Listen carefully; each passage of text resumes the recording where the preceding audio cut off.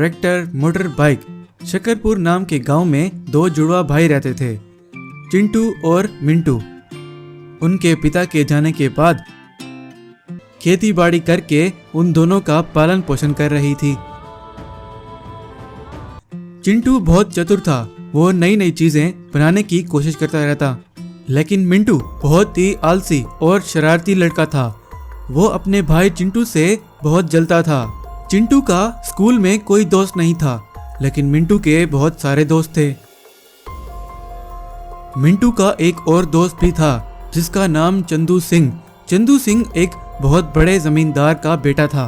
चंदू सिंह मिंटू को अपने भाई चिंटू से लड़वाने के लिए मिंटू को पैसे देता था। जब चिंटू स्कूल से वापस आ रहा होता है तो वहीं स्कूल के आगे वो चंदू सिंह और उसके बदमाश दोस्त खड़े होते हैं।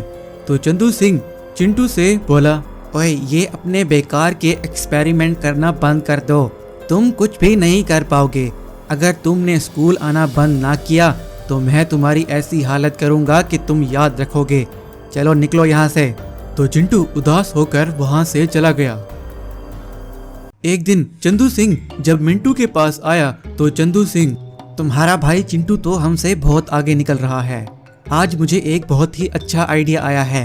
आज रात को तुम अपने भाई चिंटू को नींद की गोली देना और फिर हम उसे समुद्र में फेंक आएंगे, बड़ा मजा आएगा।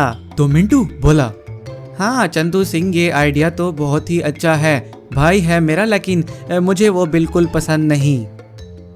जब रात हुई तो वो पानी चिंटू पी लेता है और वो सो जाता है। चिंटू को पता भी नहीं था कि उसके साथ क्या होने वाला है। आधी रात को वो मिंटू और चंदू सिंह चिंटू को उठाकर समंदर की तरफ ले जाने लगे और वहीं उसे समंदर में फेंक कर भाग जाते हैं। और वहाँ चिंटू की माँ निशा की तबीयत अचानक बिगड़ जाती है और पैसे ना होने के कारण उसकी माँ भी चली जाती है और मिंटू अकेला रह जाता है। और चिंटू बहुत दूर एक दूसरे गांव में पहुंच गया था और चलते चलते जा रहा था तो उसने देखा कि एक बाज पिंजरे में बंद है। तो वो फौरन वहां जाता है और उसे आजाद कर देता है। तो वो बाज आजाद होकर बोला, मुझे एक राक्षस ने कैद किया था, तुमने मुझे आजाद किया, इसके बदले में तुम्हारी मैं क्या मदद कर सकता हूँ? मुझे पता नहीं है मैं कहाँ किस गांव आया हूँ। मैं अपनी माँ और भाई से मिलना चाहता हूँ, बस यही तुम मेरे लिए कर दो। और वो बाज सारा कुछ उसे बताता है कि उसके भाई ने उसके साथ क्या किया था और उसकी माँ भी अब नहीं रही।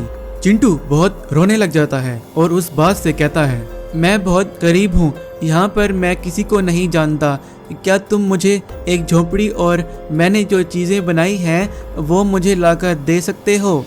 तो वो बाज उसकी मदद करता है और उसे सारी चीज़ें देकर गायब हो जाता है। और वहाँ मिंटू की चंदू सिंह से लड़ाई हो जाती है। तो मिंटू बोला, तुम्हारी वजह से मैं अकेला रह गया हूँ, मेरी माँ भी चली गई, मुझे मेरा भाई चाहिए। चंदू सिंह फोन करके अपने गुंडों को बुलाता है और वो गुंडे मिंटू को बहुत मारते हैं। और दूसरी तरफ उस गांव में एक बहुत अमीर आदमी रहता था। वो बहुत सारी कंपनियों का मालिक था। वो चिंटू को रोजाना नए नए एक्सपेरिमेंट करते हुए देखता था। एक दिन वो उसके पास चला जाता है और वो आदमी बोला, इस गांव में तो कोई भी इस तरह के काम नहीं करता, मुझे पसंद आया तुम्हारा काम, लगता है तुम कोई अद्भुत चीज बना सकते हो। वो आदमी चिंटू को कुछ बनाने का कहता है और चिंटू उस आइडिया पर काम करने लगता है और कुछ ही दिनों में वो एक ट्रैक्टर मोटर बाइक बना लेता है। सारे गांव वाले वो ट्रैक्टर मोटर बाइक देखकर हैरान हो जाते हैं और उन्हें वो ट्रैक्टर मोटर बाइक बहुत पसंद आती है। और चिंटू और उस आदमी को इसी तरह की और भी बनाने का कहते हैं। वो आदमी और चिंटू ट्रैक्टर मोटर बाइक की तरह और भी बहुत सारी बाइक बनाते हैं और लोग उसे खरीदते हैं और चिंटू बहुत पैसे कमाने लगता है। जब उसके भाई मिंटू को इस बात का किसी तरह से पता चलता है तो वो मिंटू गांव ढूंढते ढूंढते मिंटू के पास पहुंच जाता है और चिंटू से जाकर माफी मांगता है। चिंटू, मुझे माफ करना, मैंने तुम्हारा बहुत दिल दुखाया। हमारी माँ भी अब इस दुनिया में नहीं रही, मुझे माफ कर दो। मैंने उस चंदू सिंह के साथ मिलकर तुम्हारे साथ बहुत बुरा किया।